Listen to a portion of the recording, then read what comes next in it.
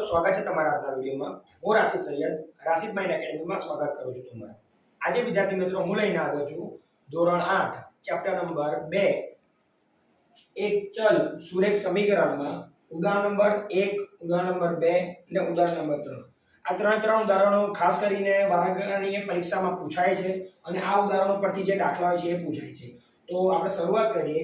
ઉદાહરણ નંબર 1 ની આપણી જોડે રકમ છે 2x - 3 બરાબર x + 2।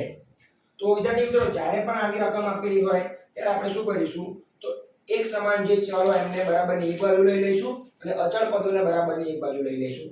એટલે કે x વાળા પદો એક બાજુ આવી જશે એટલે 2x તો છે, આ + x છે બરાબરની આ બાજુ આવે એટલે કેવું થઈ જાય તો -x થઈ જાય બરાબર। 2 છે એના 2 મૂકો -3 બરાબરની એ બાજુ થાય એટલે કેવું થઈ જાય તો +3 થઈ જાય છે।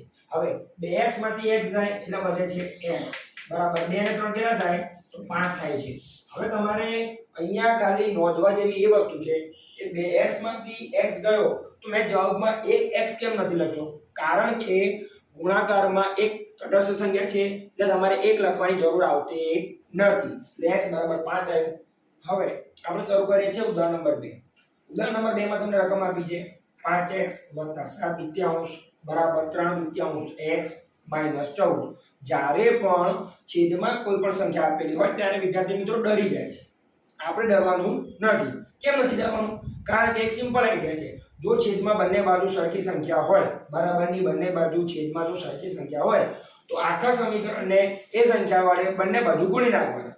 જો બંને બાજુ જુદી જુદી સંખ્યા હોય તો બંને બાજુ બે સંખ્યાઓ જે છેદમાં આપેલી છે એ બે સંખ્યાઓનો લસા લઈ લેવાનો। જો લસા લેશો લસા જે મળશે એને બંને બાજુ ગુણતા તમને જવાબ મળી જશે। તો ચાલો આપણે જોઈએ બરાબરની બંને બાજુ જોતા બે સંખ્યા તમને જે 2 છે એ બંને બાજુ સરખી છે તો આપણે બંને બાજુ 2 વડે ગુણીશું। તો ચાલો શરૂઆત કરીએ।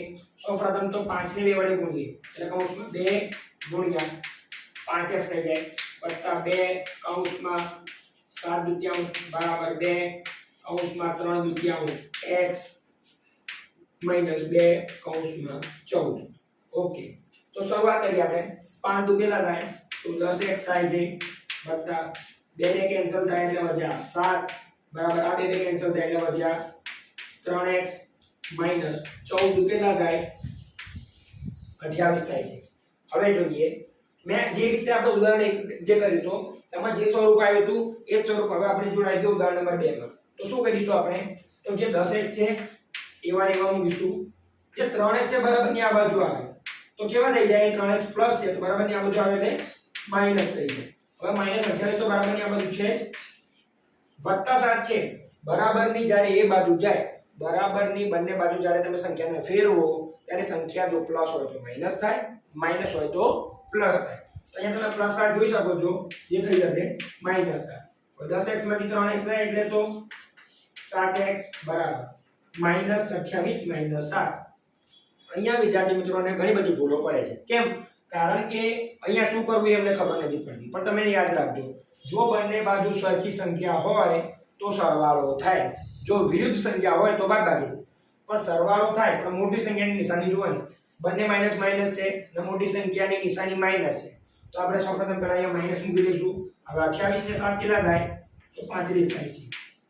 હવે x ને કરતા બનાવો, જ્યારે x ને કરતા બનાવો તો x ની જોડે જે પણ પદ હોય તે સામેવાળાની સંખ્યાના છેદમાં જાય છે। સામેવાળી સંખ્યા કઈ છે 35 ના છેદમાં 7। હવે તો આપણને આવડે કે 7 × 35 7 7 ઉડી ગયા એટલે જવાબમાં તમને મળ્યો x બરાબર -5। ઓકે, x બરાબર મારો -5 પહેલા ઉદાહરણનો આવ્યો તો 5। હવે આવી આપણે ઉદાહરણ નંબર 3 પર।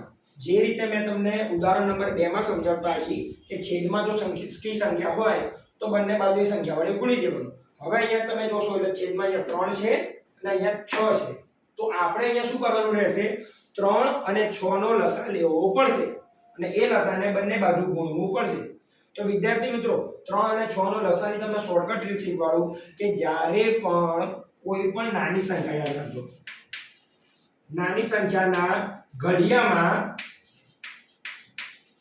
જો મોટી સંખ્યા આવતી હોય તો ઓટોમેટિકલી મોટી સંખ્યા આ બે સંખ્યાઓનો લસા બની જાય છે। આ રૂલ્સ તમારે ખાસ યાદ રાખવા જેવું છે.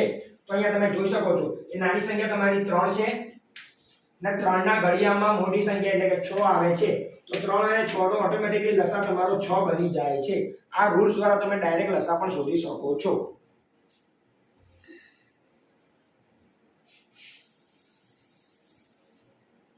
ઓકે, આપણને લસા મળી ગયો. આપણે અહીંયા લખી દો કે 3 અને 6 નો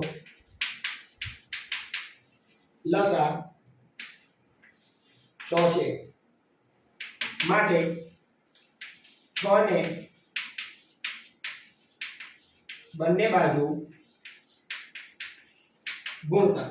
તો સમીકરણ 1 માં આપણે ગુણીએ 6 અંશમાં 6x + 1 ના છેદમાં 3 આખો કૌંસ વત્તા 6 ને 1 વડે ગુણો બરાબર 6 ને x - 3 ના છેદમાં 6.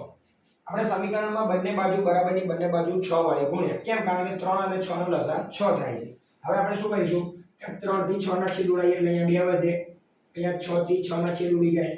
હવે અંદર 2 વધ્યા એટલે કે 2 કૌંસમાં 6x + 1 વત્તા 6 એકા 6 બરાબર અહીંયા કશું ના વધ્યું એટલે x - 3. હવે એના અંદર ગુણીએ 6 દુ 12x વત્તા 2 એકા 2 વત્તા 6 બરાબર x - 3.